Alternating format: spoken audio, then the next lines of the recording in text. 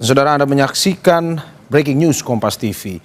Bersama saya Mario Sarong dan ini adalah visual pencarian korban Ponpes di Sidoarjo yang ambruk dalam pencarian selama 1 minggu atau tepatnya di hari ke-8 sejak terjadi pada Senin minggu lalu.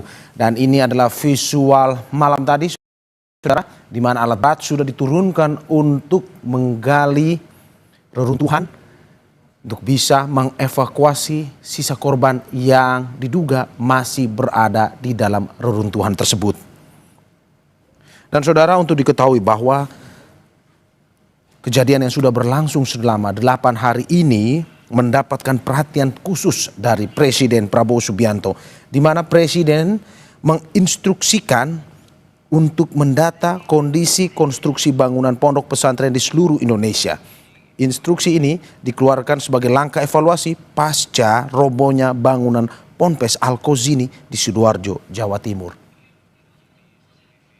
Dan saudara, tadi kita sudah melihat visual malam tadi, dan ini yang Anda saksikan adalah visual terbaru, real time CCTV di Ponpes Al-Kozini Sidoarjo, Jawa Timur, di mana kalau Anda bisa melihat dari visual yang Anda saksikan saat ini, terlihat ada alat berat yang memang diparkir di depan reruntuhan tersebut untuk nantinya digunakan oleh tim penyelamat untuk bisa kembali mengevakuasi para korban yang diduga masih berada atau tertimbun di dalam reruntuhan tersebut. Dan hingga saat ini, saudara, data dari BNPB, total korban terdata mencapai 149 orang dengan jumlah korban selamat mencapai 104 orang, sedangkan korban meninggal 49 orang. Dan data ini terus kita akan update kepada Anda karena memang hingga saat ini pencarian masih terus dilakukan dan tim penyelamat masih terus mengerahkan segala upaya untuk bisa mengevakuasi para korban. Dan untuk mengetahui perkembangan terkini evakuasi korban Ponpes ambruk, kita sudah terhubung dengan jurnalis Kompas TV. Ada Arif Hidayat dan juru kamera Dika Pratama di TKP Sidoarjo, Jawa Timur. Dan juga ada Alfian Rahman serta juru kamera Cilmi Ardianto Fani di RS Bayangkara, Polda Jatim, Surabaya. Kita ke Arif terlebih dahulu. Arif, selamat pagi. Bagaimana dengan suasana evakuasi korban pagi ini? Apakah betul hari ini adalah hari terakhir setelah sepekan masa pencarian dan evakuasinya, atau bagaimana dari informasi yang Anda dapatkan di lapangan, Arif? Selamat pagi Mario dan saudara. Ya, benar sekali, di hari ke-8 proses evakuasi puing dan proses pencarian korban akibat runtuhnya bangunan Musala Pondok Pesantren Al-Kozini di Buduran, Kabupaten Sidoarjo, Jawa Timur ini, sejumlah alat berat kembali dikerahkan untuk bekerja selama 24 jam. Sedang berlangsung saat ini di belakang kami melaporkan saat ini adalah konferensi pers di Posko Tanggap Darurat Badan Nasional Penanggulangan Bencana. Beberapa saat yang lalu disampaikan bahwa pada pukul 00 malam nanti ditargetkan seluruh puing bangunan yang masih tersisa 20% di sisi bagian kanan runtuhnya bangunan pesantren Al-Kozini ini ditargetkan akan selesai, ditargetkan akan bersih, sehingga proses pencarian korban yang diduga masih tertimbun ini bisa dilakukan. Data terbaru yang kami dapatkan dari Posko Tanggap Darurat BNPB, jumlah korban meninggal telah mencapai 50 orang dan 13 orang masih dicari. Dalam proses evakuasi ataupun pembersihan puing reruntuhan ini, petugas juga mengerahkan tim ahli serta mengerahkan atau dibantu oleh dari Kementerian Pekerjaan Umum begitu, karena ada beberapa konstruksi yakni jalur beton yang juga terhubung dengan bangunan lainnya yang sebenarnya saat ini kondisi bangunan lainnya ini yang terhubung satu beton ini juga dalam kondisi yang sudah miring begitu Mario. Oke, saya ulangi sekali lagi ya Arif ya. Data terbaru yang Anda dapatkan 50 meninggal dan 13 orang masih dicari. Betul seperti itu? Benar sekali Mario, beberapa saat yang lalu petugas kembali mengevakuasi satu kantong jenazah untuk dikirim ke rumah sakit Bayangkara Polda Jawa Timur. Dengan bertambahnya satu kantong jenazah ini, maka data korban meninggal telah mencapai 50 orang. Sebagaimana data yang dilaporkan oleh pihak pesantren, maka saat ini jumlah korban atau santri yang diduga masih tertimbun reruntuhan bangunan ini telah tersisa 13 orang. Mario. Oke, dari 13 orang tadi kita sudah membahas soal apakah hari ini menjadi hari final dari pencarian tersebut. Jika masih tersisa 13 orang yang diduga masih berada dalam reruntuhan tersebut, apakah mungkin ada inisiasi untuk menambah hari atau menambah waktu durasi pencarian ini atau bagaimana, Arif? Mario, tim SAR gabungan menyatakan bahwa sisa material puing bangunan ini sebenarnya sudah tersisa 20% begitu. Akan tetapi untuk mengevakuasi puing bangunan yang tersisa ini, petugas mengalami kesulitan karena satu sudut bangunan ini terintegrasi atau tersambung dengan bangunan yang lain. Kemarin Wakil Gubernur Jawa Timur Bapak Emil Dardak menyatakan bahwa proses pencarian ini akan terus dilakukan hingga sampai tuntas begitu. Namun BNPB menargetkan pada malam ini, pada hari ini, pada pukul 00 semua material itu sudah akan dibersihkan dengan mengerahkan seluruh kekuatan potensi yang ada di lokasi kejadian serta seluruh alat berat yang sudah sejak hari kedua di standby-kan di lokasi ini.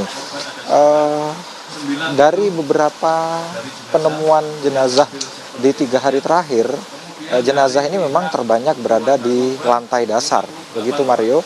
Nah, jika seluruh material ini dibersihkan, maka dimungkinkan jenazah yang tersisa ini dapat segera ditemukan. Mario. Oke, dan apakah hari ini, kalau bisa misalkan menjadi hari final pencarian tersebut, apakah konsentrasi pencariannya akan sama seperti 1 minggu kemarin, dalam arti pengerahan tim penyelamat dan juga pengarahan tim lain untuk bisa melakukan evakuasi, ataukah dengan sisa 20% yang reruntuhan bangunan tersebut mungkin akan lebih singkat, lebih sederhana karena mengingat sudah tersisa sedikit reruntuhan tersebut, atau bagaimana? Ya, hari ini konsentrasi seluruh tim, baik operator alat berat maupun tim pemecah beton yang menggunakan tenaga manual, ini terkonsentrasi pada sisi kiri dan kanan bangunan, terutama pada sisi yang masih ada jalur beton yang terhubung dengan bangunan lainnya. Sisi tengah yang merupakan akses vital untuk jalur keluar masuknya alat berat serta jalur keluar masuknya truk yang mengangkut material reruntuhan ini, sebagaimana tampak dalam rekaman CCTV yang disiarkan secara langsung oleh tim Kominfo Kabupaten Sidoarjo, ini sudah sepenuhnya bersih. Bahkan musola lama, ya ini tempat imam, itu sudah tampak jelas dan artinya jalur tengah ini sudah selevel dengan tanah atau sudah terbuka seluruhnya lantai dasar. Nah, di titik-titik inilah banyak ditemukan korban pada 2 hari terakhir. Puncaknya kemarin ditemukan hingga 24 korban yang saat ini telah dikirim ke Rumah Sakit Bayangkara untuk selanjutnya diidentifikasi oleh tim DVI. Mario. Ya, terima kasih Arif Hidayat dan juru kamera Dika Pratama atas laporannya, tetapi tahan sebentar karena kita akan ke jurnalis Kompas TV Alfian Rahman serta juru kamera Cilmi Ardiantovani di RS Bayangkara Polda Jatim. Saat ini Alfian, bagaimana kondisi dari perkembangan terbaru korban meninggal yang sudah berhasil diidentifikasi dan dari informasi yang Anda dapatkan berapa jumlahnya?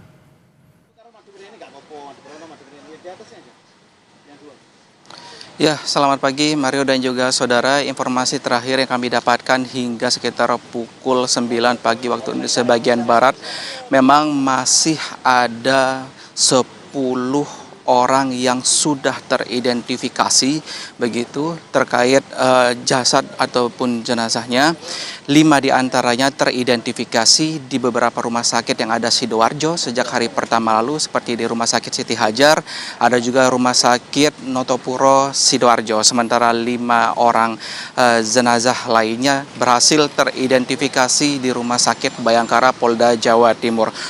Juru kamera saya, Cilmi Aderovani, Mario dan juga saudara akan menunjukkan kepada Anda gimana kondisi terkini di Rumah Sakit Bayangkara Polda Jawa Timur, di mana dari 5 orang yang berhasil diidentifikasi tersebut, 3 berhasil diidentifikasi pada tanggal 4 dan 2 orang lainnya berhasil diidentifikasi pada tanggal 5 Oktober kemarin. Saat ini di tempat identifikasi dari jenazah ini masih ada sekitar 44 jenazah yang belum berhasil diidentifikasi dan masih dalam proses identifikasi lebih lanjut. Di sini juga dijaga ketat baik oleh dari pihak kepolisian maupun dari instansi lainnya untuk mempermudah proses dari kerja tim DVI Polda Jawa Timur dalam proses identifikasi dari korban-korban yang masih ada di Kompartemen Dokpol RS Bayangkara Surabaya.